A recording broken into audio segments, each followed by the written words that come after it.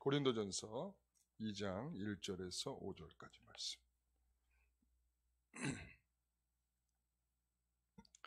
고린도전서 2장 1절에서 5절 말씀. 제가 읽겠습니다. 우리 같이 따라서 읽어주시기 바랍니다. 형제들아, 내가 너희에게 나아가 하나님의 증거를 전할 때에 말과 지혜의 아름다운 것을 아니하였나니 내가 너희 중에서 예수 그리스도와 그가 십자가에 못 박히신 것 외에는 아무것도 알지 아니하기로 작정하였습니다. 내가 너희 가운데 거할 때에 약하고 두려워하고 심히 떨었노라.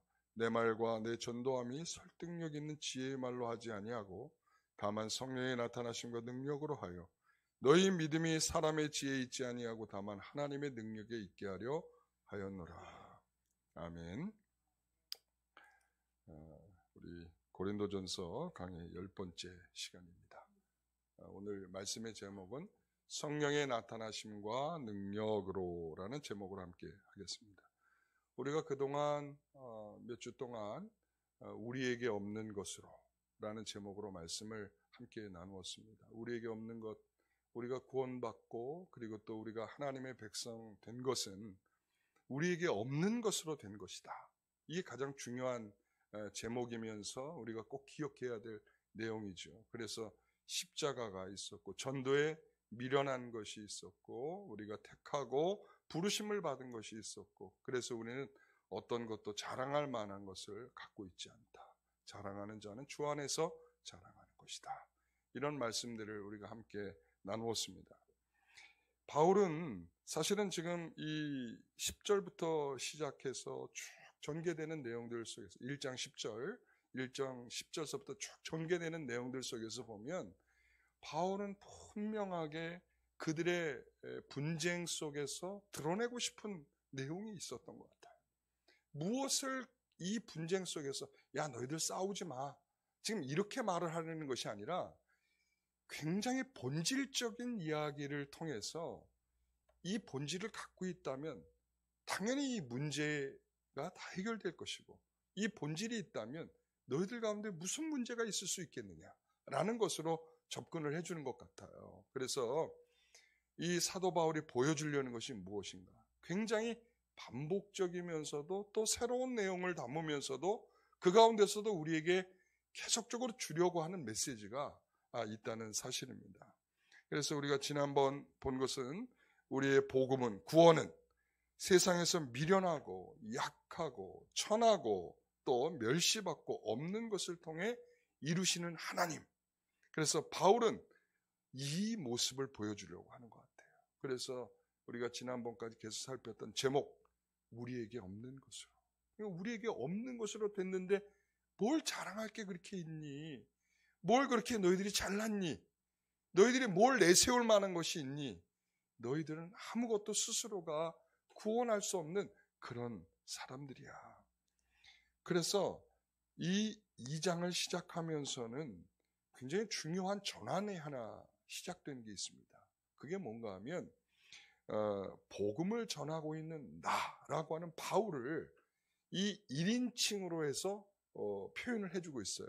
여기서 보면 1절에 보면 내가 너희에게 나아가 하나님의 증거를 전할 때에 2절에 내가 너희 중에서 3절에 보면 내가 너희 가운데 거할 때에 4절에 내 말과 내 전도함이. 바울은 과거에 고린도 지역에 와서 이 복음을 전했던 것 같아요. 그리고 또한 이 복음을 전했던 과거가 있었고 그리고 지금 이 고린도서를 쓰고 있는 현재가 있는 것입니다. 그래서 자신이 그 고린도 교회의 일을 세우면서 이전에 복음을 전할 때를 회상해 볼 때 나는 정말 하나님께서 복음을 받은 자로서 그는 생각을 한 것이죠. 내가 십자가를 부끄럽게 하는 일이 없어야 돼. 예수 그리스도를 나타내는 것 외에는 내가 다른 것은 없어 라고 말하면서 그 중심을 가지고 지금 복음을 전했던 과거 그리고 그 복음을 갖게 된 자신 내가 이런 복음을 갖게 됐어. 나는 아무것도 아니야. 나는 이 세상의 만물에 찍기 봐도 못한 존재야. 우리가 다른 서신서에서 그렇게 표현하죠. 나는 죄인 중에 괴수야 라고 하면서 자신이 어떤 존재인지를 알고 있는 거예요. 그러니까 그랬던 자신이 이제는 이 복음을, 그 복음을 증거하는 자가 되었는데, 이 복음을 증거할 때 나는 어떤 거냐는 거죠. 여러분, 나는 힘을 모두 빼고 있는 나라는 것입니다. 힘을 빼고 있어요. 여러분, 수영을 해보신 분들은 아시겠지만, 수영 내가 빨리 가겠다 그러고서는 어깨에 힘 빡 주고서 이렇게 스트로크를 하면 더 안 나가요. 더 안 나가. 이 축구할 때도 마찬가지예요. 뻥 찰 때 내가 세게 차야지 그러고서는 발에다가 힘 빡 주고 차면 멀리 못 가요. 야구도 마찬가지고 골프도 마찬가지고 모든 이 운동의 기본은 뭐냐면 힘을 빼는 거예요. 왜 힘을 빼냐면 힘을 뺄 때 자세가 딱 잡혀요. 힘을 꽉 주면 자세가 흐트러지게 돼 있어요. 복음을 전하는 사람에게서도 마찬가지예요. 나라는 사람의 복음을 전한다고 해서 꼭 무슨 우월한 사람처럼 넌 복음이 없고 난 복음이 있으니까 이 불쌍한 인간들, 나는 더 우월한 사람이야 그러면서 나에게 힘을 빡 주고 복음을 전하면 그 순간부터 그것은 복음이 되지 않는다는 거예요. 사도 바울은 그걸 깨달았어요. 그래서 여기에서 힘을 주면 자세가 흐트러지니까, 의도한 것과 전혀 다른 결과가 올 수 있으니까 힘을 빼야 된다. 지금 나는, 복음을 전하는 나는 힘을 다 빼고 있다. 그 말을 하고 있는 거예요. 그러면서 1절을 보세요. 함께 같이 읽어봅니다. 이제 그 의미가 어떤 것인지를 좀 더 한번 설명을 하겠습니다. 같이 한번 읽어봅니다. 형제들아, 내가 너에게 나아가, 앞에 걸로 읽어주세요. 여기 보여주는 것으로. 나아가 하나님의 증거를 전할 때에 말과 지혜의 아름다운 것으로 아니하였나니, 자, 왜냐하면 내가 너희 중에서 예수 그리스도와 그가 십자가에 못 박히신 것 외에는 아무것도 알지 아니하기로 작정하였기 때문이라. 이 왜냐하면이 좀 빠졌어요. 우리 한글 성경에는. 그러니까 내가 왜 이렇게 하느냐. 1절에 내가 왜 이렇게 하느냐. 내 말과 지혜의 아름다운 것. 왜 내가 그렇게 하지 않느냐라고 하면, 왜냐하면 바로 그거죠. 내가 너희 중에서 예수 그리스도와 그 십자가에 못 박히신 것 외에는 아무것도 알지 않기로 했다. 내가 십자가와 십자가에 달리신 예수님을 나타내고 드러낸 것 외에는 복음이 아니라는 거예요. 그래서 기독교의 복음은 내가 힘을 줘 복음을 전하는 것이 아니라 내 경험, 내 지혜의 말, 내 능력, 내 실력으로 전하는 것이 아니라 바로 하나님께서 그 복음을 복음되게 하신다는 거예요. 자, 우리가 이 첫 번째 이 이야기를 듣고 제가 질문 하나 던져보겠습니다. 여러분 어떤 생각을 갖고 있는지 답을 해주세요. 자, 어떤 복음을 들어야 될 대상이 있습니다. 전도 대상이 있습니다.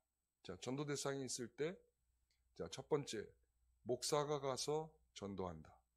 자, 두 번째, 성도들이 가서 전도한다.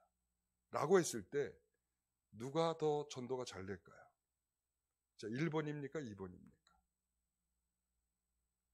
1번입니까? 2번입니까? 여러분들은 지금 1번이라고 대답하고 싶은 마음이 있겠죠. 목사님이 그래도 기도도 열심히 하시고 말씀도 하시고 그러니까 복음을 전하면 더 잘 되시겠죠. 여러분, 이게 지금까지 제가 말하는 것을 여전히 이게 동의를 못하고 있는 거예요. 왜 그러냐면 복음을 전하는 것은 나라는 사람이 힘이 빠져야 된다니까요. 목사의 타이틀로 복음이 전해지는 게 아니라고요. 오직 그 복음을 복음되게 하시는 것은 하나님이시라고요. 바울은 그것을 깨달았기 때문에 내가 나의 힘으로 하지 않겠어요. 내 지혜로 하지 않겠어요. 내가 내 말로 하지 않겠어요. 내 힘으로 하지 않겠어요. 내 실력으로 하지 않겠어요. 라고 말을 하는 거예요. 그러니까 그 복음을 복음되게 하시는 그 하나님의 은혜가 아니고서는 우리가 지금껏 계속 들어왔던 맥락이잖아요. 그렇죠? 우리에게 없는 것으로 내가 줄 수 있는 게 아니죠. 하나님께서 그 마음을 주장하셔야 가능한 일이 되는 것입니다. 힘을 뺀 나는 확실한 내용과 방법을 알고 있기 때문에 그렇게 된다는 말씀이에요. 그래서 두 번째는 뭐냐면 전파하는 내용과 방법을 사도 바울은 알고 있었어요. 자, 내용은 뭡니까? 같이 한번 크게 읽어주세요. 내용은 십자가, 예수 그리스도께서 십자가에 못 박히신 것, 이것입니다. 내용이 이거예요. 사도 바울은 이것만을 전하기로 딱 마음을 작정을 한 거예요. 방법은 어떻게 하느냐? 자, 같이 읽어봅니다. 말과 지혜의 아름다운 것으로 아니하고 성령의 나타나심과 능력으로 한다, 이렇게 됐어요. 그래서 오늘 제목이 뭐라고요? 성령의 나타나심과 능력으로. 그렇구나. 방법이 뭔가 하면 내용은 분명한 것이고 방법은 뭔가 하면 성령과 하나님께서 나타나심으로, 성령의 나타나심으로, 성령의 능력으로 이 일이 되는 것이다. 여러분, 이 믿음을 가지시기 바랍니다. 바울은 우리가 앞에 26절에서 얘기한 대로 지혜로운 자, 능한 자, 문벌 좋은 자가 많지 않다, 이렇게 말했단 말이죠. 하나님의 택하심은 누구를? 미련한 자와 약한 자와 없는 자를 택하셔서 하나님께서는 이런 사람을 통해서 구원하시고 이런 사람을 통하여 일하신다고 했어요. 그렇죠? 그런데 당시 고린도 교회 성도들이 듣고 싶은 복음의 내용과 방법은 어떤 것이었을까요? 우리가 이제 그 시대로 들어가 보는 거예요. 과연 그 사람들은 어떤 복음을 듣고 싶었을까? 지금 사도 바울이 생각하는 이 방법과 이 내용을 듣고 싶었을까? 아니면 그들이 다른 내용을 듣고 싶었을까? 자, 그러면 그들로 갈 것 없이 일단 우리가 예수를 믿고 있는 우리들이지만 우리에게는 어떤 복음이 들려지기를 원하는지 한번 생각해 보십시오. 제가 목회를 하면서 경험하는 아이러니가 하나 있습니다. 그것이 뭔가 하면 믿음이 있는 것 같은데 어느 순간에 어떤 일을 만나면 굉장히 낙심의 정도가 크고, 그리고 또한 심지어는 하나님을 떠나는 일들을 보게 됩니다. 그런데 오히려 참 믿음이 없는 것 같은데, 그런데 낙심할 일을 만났음에도 불구하고 그 마음속에 하나님에 대한 감사가 나타난다는 거예요. 굉장한 아이러니죠.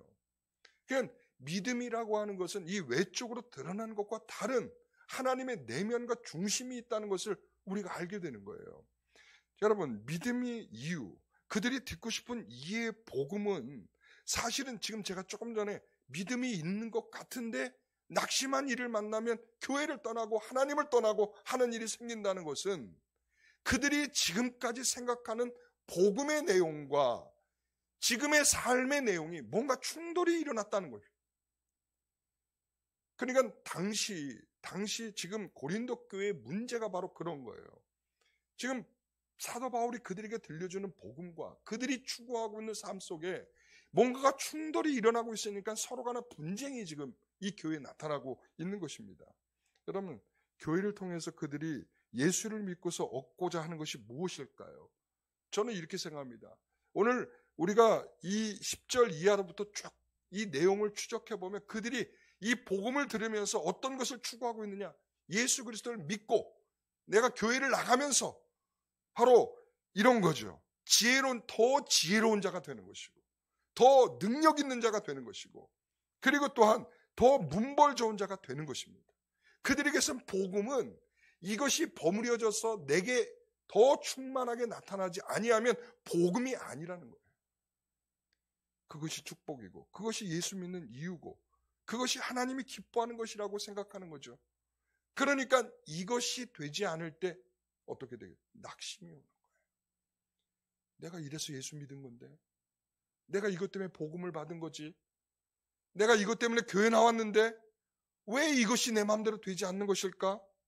여러분, 당시에 엘리트 계층이었던 이 소피스트들이 있었고 철학자들이 있었어요.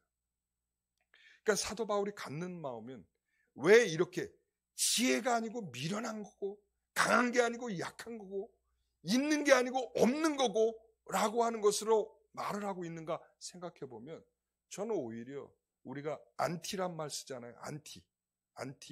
그러니까 안티 소피스트라고 저는 생각해요. 당시의 엘리트 계층이었고 굉장한 사상을 갖고 있었고 있는 대상들이었고 그 당시에 모든 사회를 이끌어가는 지도층이었단 말이에요. 그러니까 이들이 갖고 있는 것은, 누리고 있는 것은, 기득권은 더 많은 것을 얻기 위한 고상함을 위해서 교회가 필요한 거고 복음이 필요한 거고 예수가 필요한 사람들이에요. 그러니까 사도 바울은 그들에 대하여 안티가 되는 거예요. 안티. 반대적 생각이죠. 안티. 그래서 이 자신들의 문보를 지키고 자신들이 가진 지혜로 우월감을 느끼고 더 많은 능력을 갖는 복음이기를 원하지만 사도 바울은 대중들이 인정하는 말이나 대중들이 좋아하는 말을 근거해서 말하고 있지 않는다는 거예요. 그 이유는 십자가를 헛되게 하지 않기 위함이고 말과 지혜로 하지 않기 위함입니다. 사람들의 가려운 귀를 긁어주려고 하는 것이 아니고 사람들이 듣고 싶은 말을 하려고 하는 것이 아닙니다. 그게 성경이니까요. 그게 복음이니까요. 그게 예수님이니까요. 그러니까 그것이 진정한 복음이어야 교회가 되는 것이지, 그 가지고 있는 기득권들의 마음을 달래주기 위하고 그들을 위로해 주길 위하고 그들을 더 세워주기 위한 것이라면 그게 어떻게 복음이 될 수 있겠습니까? 바울은 그런 차원에서 3절에 이렇게 말하는 거죠. 같이 읽어볼까요? 내가 너희 가운데 거할 때에 약하고 두려워하고 심히 떨었노라. 저는 이것이 두 가지 측면에서 이해가 되는 것 같아요. 왜 그러냐면 좀 전에 말했는데 제가 안티소피스트라고 그랬죠. 당시의 지도자들의 반대적 위치에서 말을 하고 있단 말이에요. 그러니까 언제든지 그들로부터 공격을 당할 여지가 있잖아요. 두렵죠. 두렵지 않겠습니까? 그러니까 내가 믿음을 가지고 내가 정당한 말을 하고 있지만 언제든지 저들은 나에 대하여 반감을 가지고 공격할 수 있다라고 하는 생각을 하기 때문이겠죠. 그러나 우리가 오늘 전체의 맥락 속에서의 이 사도 바울의 약함과 두려움과 떨림은 오히려 저는 그러한 가운데에서 전해지고 있는 이 복음이 그들에게는 능력 있게 된다는 것입니다. 여러분 이해가 되십니까? 그의 약함이 오히려 떨림이, 두려움이, 내가 할 수 없는 그 일이 오히려 복음이 되고 하나님의 능력으로 성령의 나타나심으로 가능하게 되는 일이 된다는 말씀이죠. 여러분 우리에게 그런 믿음이 있어야 됩니다. 우리가 약할 때 그 약함 때문에 무너지지 마십시오. 우리가 힘들 때 세상에 내가 예수 믿고 이거밖에 안 되냐 하는 그 순간에 그것으로 주저앉지 마십시오. 왜 그렇습니까? 그게 하나님의 우리에게 나타나심으로 강하게 하시는 놀라운 은혜가 그 가운데에 숨어 있다는 것이죠. 여러분 그래서 바울이 고린도 교회에서 말하려고 하는 것을 좀 더 이해하려면 로마서 3장 21절을 통해서 이해를 해보는 것이 좋습니다. 한번 같이 읽어봅니다. 앞에를 봐주세요. 로마서 3장 21절은 그러나 라고 되어 있어요. 마찬가지로 여기에 또 이게 없어요. 그 한글 성경에는 그러나가 굉장히 중요한 그러나인데 로이 존스 같은 경우에도 이 그러나에 굉장히 대역전의 드라마가 시작된다라고 하는 표현으로서 3장 21절에 그러나라고 하는 표현에 주목하고 있는데 참 안타깝게 한글 성경에는 그러나가 없다는 거예요. 이 로마 3장 21절에 보면 이제는 율법에 하나님의 한 의가 나타났다. 자, 그 다음 걸 좀 보여주세요. 그 다음 거. 자, 보십시오. 그러나를 중심으로 해서 보는 겁니다. 그러나 전에 뭐라고 돼 있어요? 율법, 행위, 죄를 극복할 수 없었다는 거예요. 너의 율법을 너에게 주었으나 그 율법을 지킬 만한 능력이 너희들에게 없었고 이거죠. 그리고 그 율법은 너희의 무엇을 깨닫게 함이라? 죄를 깨닫게 하는 것 이상은 나타날 수가 없는 거예요. 죄만 깨닫게 될 뿐이지 그것을 찾아서 우리의 힘으로 막 찾아갈 수가 없더라는 거죠. 자, 그러나 다음은 뭐예요? 그러나 한 의가 나타나셨다. 누구예요? 예수 그리스도죠. 예수 그리스도께서 그 은혜로 우리 안에 죄를 속량하시는 은혜를 주셨다. 이 그러나를 전후로 해서 완전한 변화가 일어나는 거죠. 그러니까 우리가 억지로 이제 사도 바울은 이런 생각을 해요. 너희들에게 가능성이 있다면 내가 너희들에게 이렇게 하라고, 이렇게 하면 된다고 이렇게 설득을 할 거야. 너희들에게 그런 가능성이 있다면, 내가 너희들에게 가능성만 있다면 그렇게 했을 거야. 그러나 너희들에겐 그런 가능성이 없다는 거야. 왜?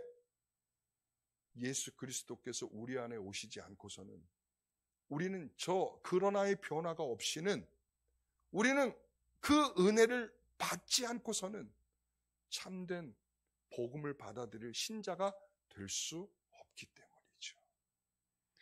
여러분, 아무도 하나님을 향하여 선한 의지를 발동할 수 있는 자도 없고, 그것을 시작한다고 해도 그것을 결말 지을 수 있는 사람은 아무도 없는 것입니다. 그래서 모든 사람이 죄를 범하였음에 하나님의 영광에 이르지 못하는 것입니다. 하나님 앞에 찾아갈 수 있는 사람도 없고, 스스로 하나님을 가까이 할 수 있거나 하나님을 알아갈 수 있는 사람이 아무도 없다는 거예요. 그래서 로마 3장을 시작하면서 그런 내용들이 쭉 나타나는 것입니다. 그러나 이제는 이후의 인간은 한의 십자가 은혜로 구원받은 방식을 받았습니다. 앞의 방식으로는 구원을 받을 사람이 없다면, 그러나 이후의 방식은 누구든지 예수를 믿으면 십자가를 통과하여 구원을 받게 된다는 말씀이죠. 바울은 이 내용을 가지고 이렇게 말하고 싶은 거예요. 내가 너에게 나갈 때 율법적 차원으로 만나지 않겠다는 거예요. 율법. 내가 율법으로 만나는 것이 아니라 설득하고 행위를 요구하고 너에게 가능성이 있는 것으로 생각하지 않겠다는 것입니다. 내가 너에게 나갈 때는 오직 예수 그리스도의 십자가의 은혜로 내가 너희들에게 나가겠다. 이런 말이에요. 예수를 믿는다는 말에는 결국은 뭐냐면 우리의 무지와 무능과 죄인임을 고백하는 것입니다. 우리가 예수님을 믿는다는 건 내가 무지하다는 거예요. 내가 무능력하다는 거예요. 여러분, 그렇기 때문에 우리가 예수님을 믿는 믿음이 우리 가운데 있는 겁니다. 복음은 그래서 간증일 수가 없는 거예요. 간증은 오직 예수 그리스도, 즉 그분에 대한 고백이죠. 간증은 바울이 나를 감추고 힘을 뺀 의도를 바꾸는 것입니다. 여러분, 그래서 사도신경을 보면, 우리가 바뀌어진 사도신경에 보면, 그래서 나는 믿습니다가 있는 거예요.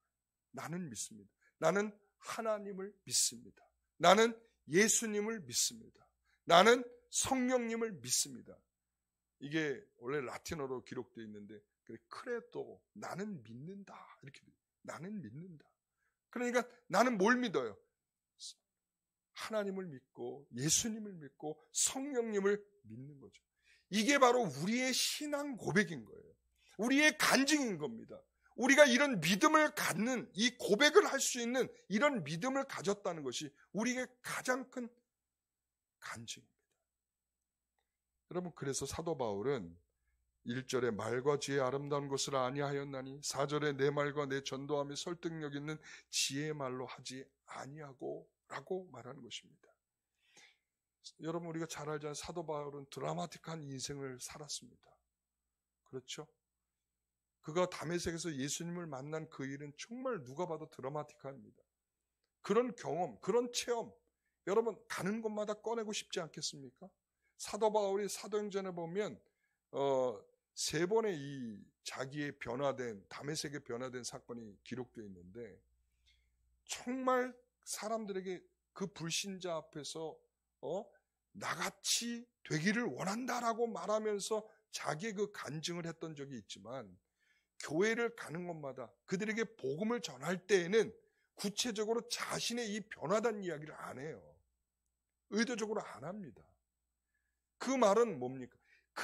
그것으로 변화를 가져올 수 있는 것이 아니라 하나님께서 그 복음을 듣는 자들에게 은혜를 주셔야 그 변화가 일어난다는 것을 사도 바울이 알고 있기 때문이죠.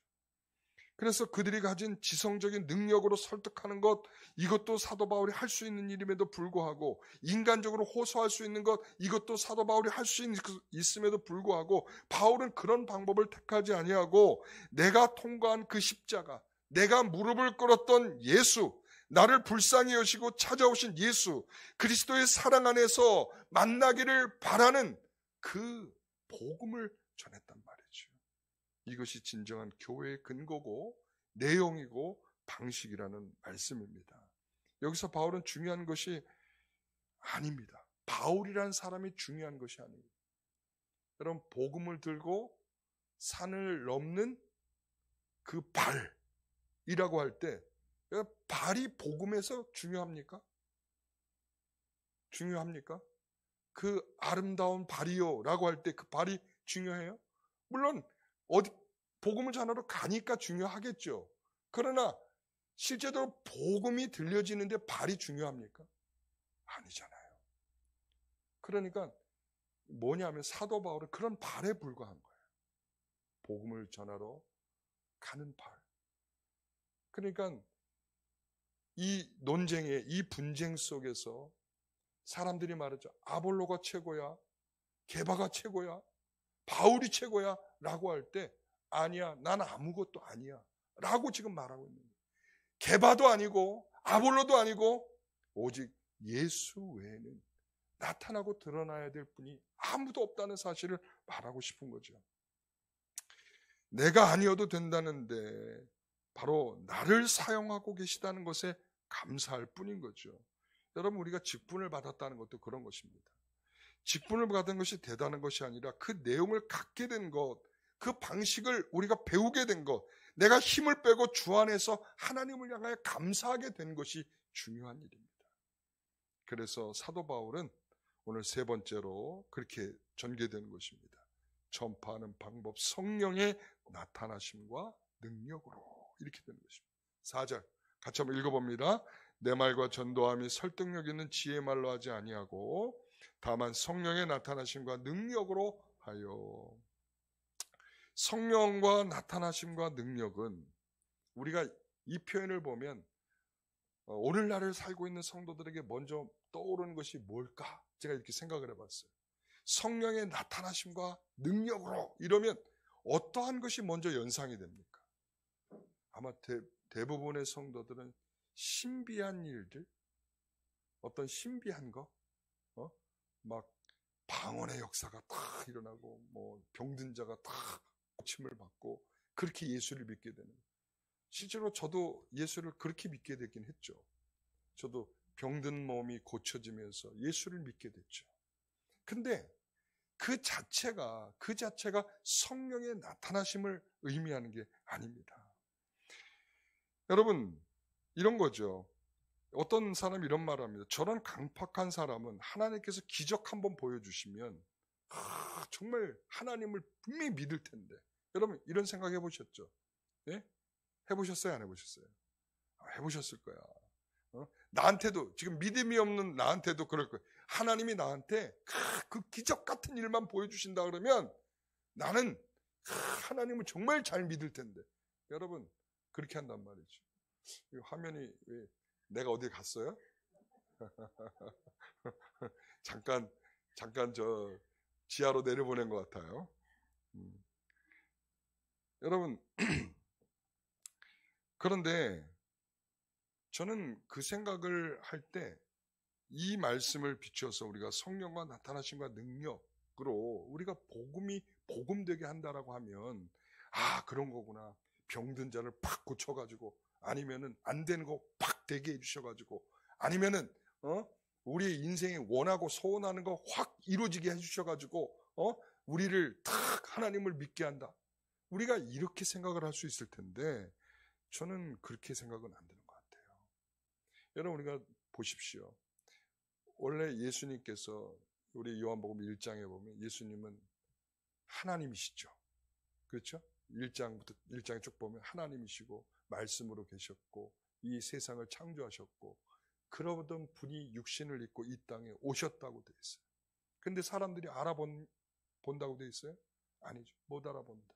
세상에 빛이 왔으나 그 빛을 알아보는 자가 없다. 이렇게 말한다는 거죠.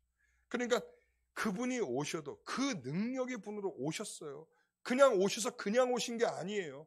병든 자를 고치시죠. 눈먼 자를 눈을 뜨게 하시죠. 앉은 뱅이를 일으키시죠. 오병이어를 통해서 수많은 사람들을 먹게 하시죠. 그 놀라운 기적을 보면서도 사람들의 반응을 보면 기가 막힌 거죠.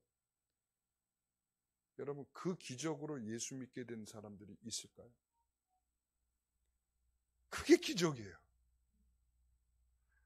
얼마나 예수님께서 그 병든 자를 고치시면 사람들도 그 현장을 목격하고 있다면, 야, 저분은 하나님의 아들이시여, 바로 저분의 능력을 바라보면서 우리는 믿음이, 예수님에 대한 믿음이 생길 텐데 안 그런다는 거예요. 우리가 그 예로 이런 거죠. 이스라엘 백성들이 광야에서 경험한 기적이 있잖아요. 그렇죠? 이스라엘 백성들이 광야에서 기적을 경험하고 수많은 하나님의 능력을 보았지만 그들이 하나님을 믿는 믿음은 별 볼 일 없었어요. 그래서 나중에 여호수아 2장에 나타나는 라합과 굉장히 비교가 되거든요. 그렇죠? 라합은 한 번도 기적을 본 적도 없고 경험해 본 적도 없어요. 그리고 그것을 다 무엇으로 들었어? 소문으로 들었어요. 소문을 들었는데 마음이 뜨거워지는 거예요. 이게 하나님의 구원의 역사라고요. 기적으로 나타나는 성령의 역사는 바로 그런 거예요. 듣기만 해도, 본 것이 없고 듣기만 해도, 하나님이 어떻게 하셨다라고 하는 거 듣기만 해도 그 마음에 하나님께서 점령군이 들어오는, 하나님의 점령군. 그래서 그 마음이 이제 분명해지는 거죠. 그 말씀이 어디에 있냐면 예레미야 31장에 있어요. 예레미야 31장에 가서 보면 이렇게 되어 있죠. 31절 한번 같이 읽어봅니다. 내가 이스라엘 집과 유다 집에 새 언약을 맺으리라. 32절 이 언약은 내가 그들의 조상들의 손을 잡고 애굽 땅에서 인도해 내던 날에 맺은 것과 같이 아니할 것은 내가 그들의 남편이 되었어도 그들이 내 언약을 지키지 않았다. 다 제 잘못이에요. 자, 이 말이 무슨 말이냐면 이런 거죠. 하나님께서 이스라엘 백성들을 애굽으로부터 데리고 나오셨어요. 그리고 시내산에서 그들에게 언약을 주셨죠. 그 언약은 뭐냐? 너는 이제 내 백성이야. 그리고 그 시내산에서 하신 것이 뭐냐면 하나님께서 제가 그 우리 언약에 대한 말씀 우리가 성경학교 우리가 한번 같이 성도들하고 하면서 그 얘기했었잖아요. 이 언약에서 중요한 게 뭐냐면 시내산 언약은 하나님과 이스라엘 백성 간의 결혼이에요. 그래서 너는 내 사랑하는 아내야 라고 하는 말씀을 19장에서 이야기를 하고 난 다음에 20장에 뭘 주냐면 10계명을 주는 거거든요. 그 10계명은 결혼에 성사된 아내와 남편 간에 서로 간에 지켜야 할 법이란 말이에요. 그러니까 그렇게 너희에게 율법을 주고 내가 너의 남편이 되고 내가 너의 손을 끌어잡고 그 광야길을 걸었어도 어떻게 했다는 거예요? 너희들은 철저히 내 언약을 깨트렸다라는 거죠. 자, 그래서 33절 같이 읽어봅니다. 33절 네, 같이 읽습니다.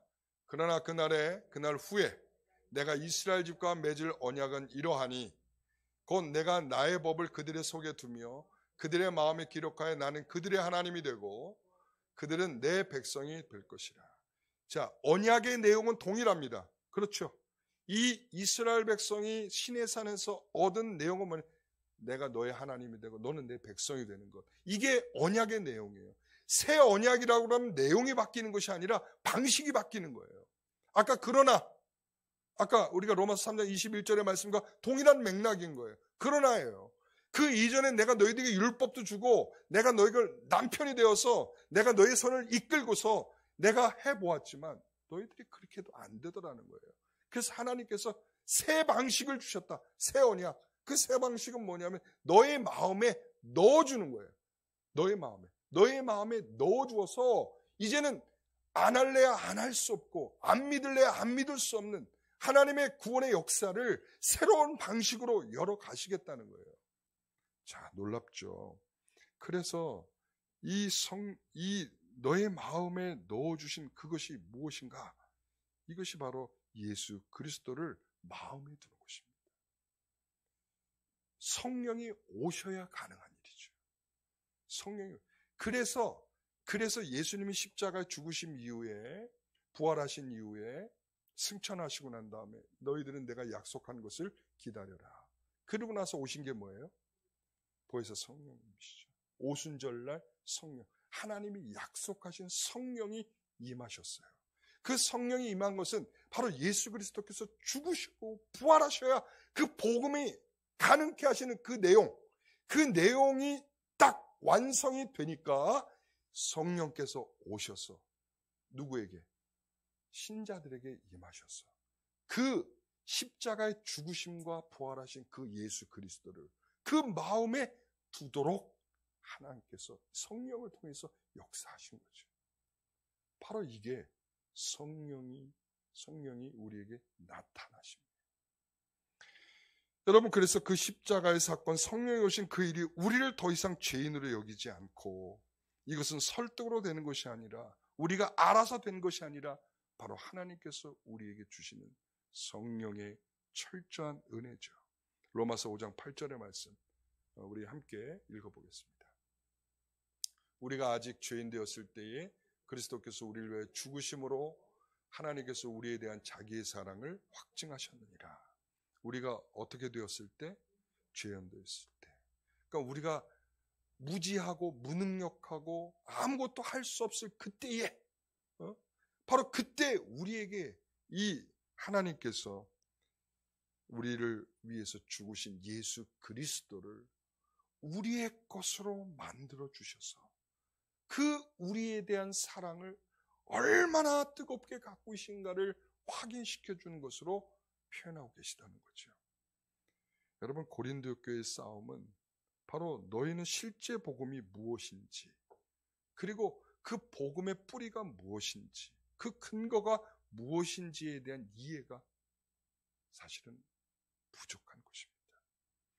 모르기 때문에 쓸데없는 경쟁과 분쟁이 생기는 것입니다. 내가 우월한 것이 아니고 우리는 은혜를 받은 사람들입니다.